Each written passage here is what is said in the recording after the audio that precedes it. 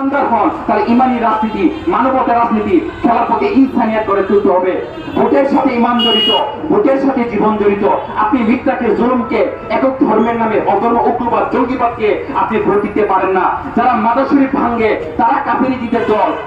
মনে রাখবেন, বর্তমানে আমরা দেখতে পাই কবর থেকে লাশ তুলে আগুন দিয়ে পুড়িয়ে ফেলে, আমরা দেখতে পাই মাদার শরীফ ভেঙে ফেলতেছে। তারা কারা? তারা তো সেই দলটা যারা কারবালাতে ইমাম হুসেন আলাইহিস সালাম সহ 72 জনকে, নবীর পরিবারকে শহীদ করেছিল।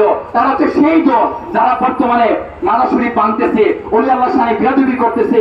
না, আপনি যদি ইমানদার হয়ে থাকেন, মানুষ হয়ে থাকেন, তাহলে কারবালার শিক্ষায়, চেতনায় আপনাকে এগিয়ে যেতে হবে। সত্য মানবতার জন্য সবচেয়ে বড় শাহাদাত, শাহাদাতে কারবালা। বলেন, সত্য মানবতার জন্য সবচেয়ে বড় কুরবানি, কুরবানির নাম কি? শাহাদাতে কারবালা।